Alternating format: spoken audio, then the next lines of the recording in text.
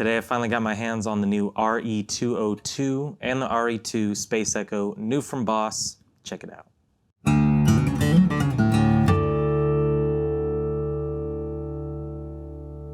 How's it going, y'all? This is Cooper Greenberg here at Alamo Music Center in San Antonio, Texas. You can find everything we got on alamomusic.com. If you haven't already, you got to subscribe to the channel. Got some cool stuff coming out. We got Patreon, we got a podcast, we got all the good stuff. So hit us up. We'd love to hear from you guys. Like I said, we got something new from Boss that's based on something really old from Roland. Boss Roland has introduced the new Space Echoes based on the RE-201 classic tape module Space Echo, one of the most legendary pieces of gear of all time. And they've always had kind of this pedal version, you know, they released it much later for the pedal board, the RE-20. Very cool dual pedal kind of thing that emulated the classic 201. We finally got an update to that, which I've been waiting to see for quite a long time. I heard about this, you know, a couple months ago, and I was really excited to get my hands on it. This is the 202. I've also got the RE-2, which is the compact version. Both really nice, you know, as we've come to expect. Well-created cases, very durable, built like tanks. This one's got the kind of matte, cool finish that we saw on the tone benders, the TB2W, which I love that pedal. Good thing about this one is it's not extremely limited. These are part of the lineup now, so it's a new cool way to add Space Echo onto your board. If you're not familiar with the classic, I really wish I had one here to show you. Our boss Zach has got the Chorus Echo, which is super cool, but we do not have the Space Echo. So maybe one day we'll get one in here, get to show you, you know, the classic versus the new one, maybe Pro Audio Channel or something. We are going to be doing a ton with these pedals. And I'm going to be mainly focusing on the 202 today.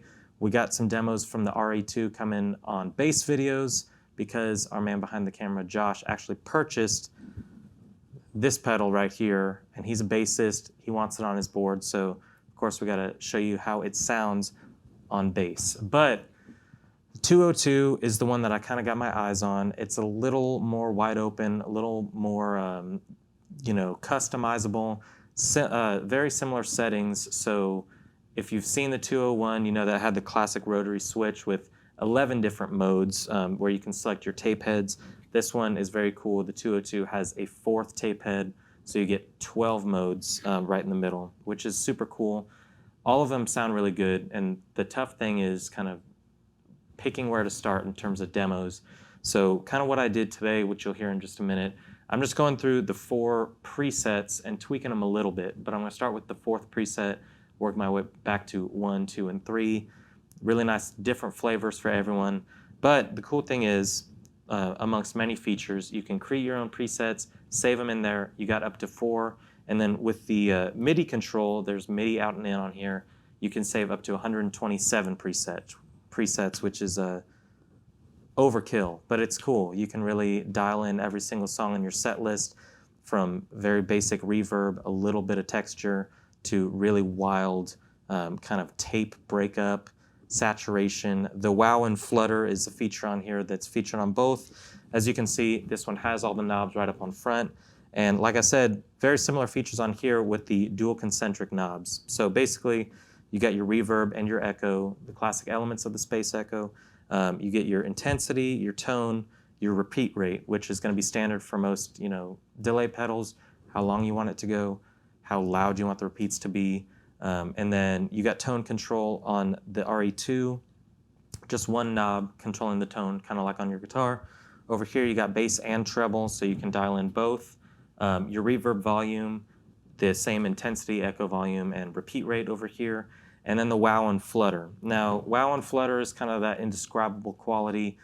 Maybe if you have a carbon copy and you kick on that modulation, it's going to add some different kind of pitch bending, little, you know, just weird artifact stuff that is classic from the actual tape modules. So this thing is really good at emulating actual tape. Obviously, there's not a real tape in here. Those pedals exist, but the problem with them is how finicky they are. They always need maintenance. Inevitably, the tape's going to break on you. And that's kind of the problem with having the actual 201 is you need constant maintenance on those. This is extremely true to form, really good technology that emulates all those sounds without needing to constantly repair it. Other cool thing is saturation. So I have the Strymon Deco. It's one of my favorite pedals. I have it on the board. It's a double tracker and tape saturator.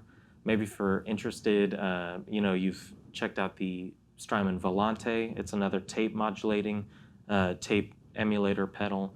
And the beauty of the tape is being able to push it, kind of like an old school tape machine, get that classic, warmth and compression and saturation. So that's what your saturation knob's going to do. Wow and Flutter is going to add more modulation, more weirdness into the sound.